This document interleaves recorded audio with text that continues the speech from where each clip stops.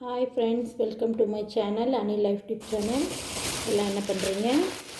இன்றைக்கி என்ன வீடியோனா, நாளைக்கு வந்து ஆடி கிருத்திகை இல்லையா, அதனால் பூஜை செலவெல்லாம் வாங்கிட்டு வந்தேன், பூவெல்லாம் வாங்கிட்டு வந்திருக்கேன். அதுதான் என்னென்னு காட்ட போகிறேன். வாங்க வீடியோக்குள்ளே போகலாம்.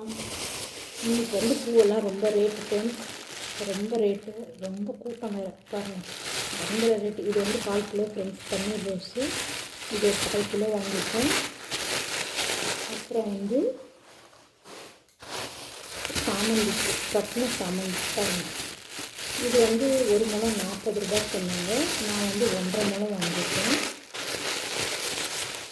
அப்புறம் வந்து பாருங்கள், வெள்ளை சாமந்தி, இதுவும் விடிப்பூ தான். அது பாருங்கள், விடிப்பூ தான். இது வந்து 100 கிராம், இதுவும் 40 ரூபாய். அப்புறம் வந்து முல்லைப்பூவும் மல்லிப்பூவும் விடிப்பூவே வாங்கிட்டு வந்து நான் கட்டிட்டேன்.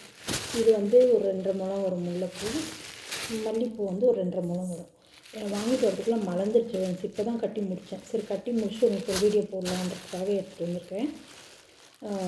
இவ்வளோ தான் ஃப்ரெண்ட்ஸ் வாங்கினேன். பழம், வெத்தலை பாக்கு, தேங்காய் அதெல்லாம் வாங்கியாச்சு எப்பயும் போல்.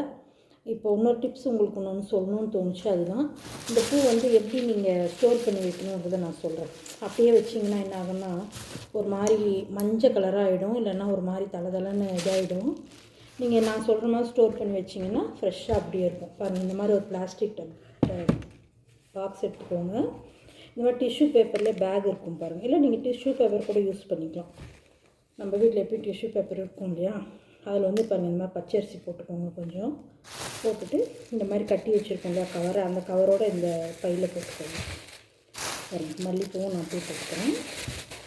போட்டு இப்படி கட்டிடலாம்.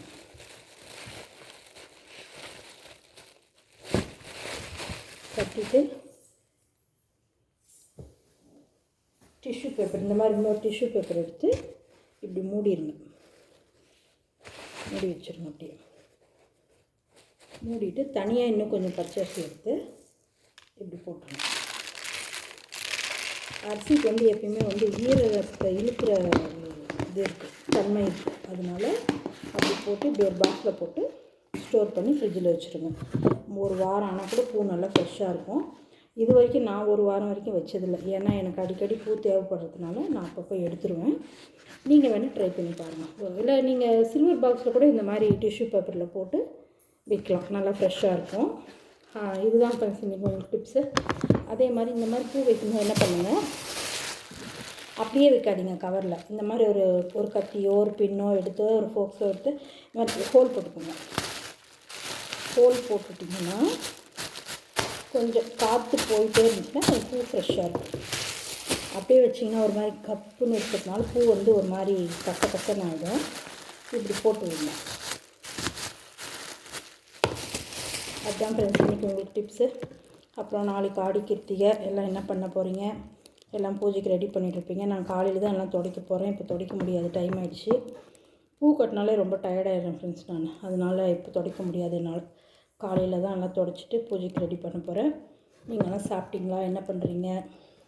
எல்லாம் என் சேனல் உங்களுக்கு பிடிச்சிருந்தா, நான் போடுற வீடியோ உங்களுக்கு பிடிச்சிருந்தா கொஞ்சம் சேனலை சப்ஸ்கிரைப் பண்ணுங்கள், லைக் பண்ணுங்கள் ஃப்ரெண்ட்ஸ். ஓகேவா? நாளைக்கு பூஜை போடும்போது இன்னொரு வீடியோ நான் உங்களுக்கு போடுறேன். ஓகே ஃப்ரெண்ட்ஸ், பாய். இந்த டிப்ஸ் உங்களுக்கு பிடிச்சிருந்தாக்கா யூஸ் பண்ணிக்கோங்க. நிறைய பேருக்கு தெரிஞ்சிருக்கும், தெரியாதவங்களுக்கு யாருக்கும் ஒருத்தருக்கு யூஸ் ஆகும் இல்லையா, அதுக்காக சொல்கிறேன்.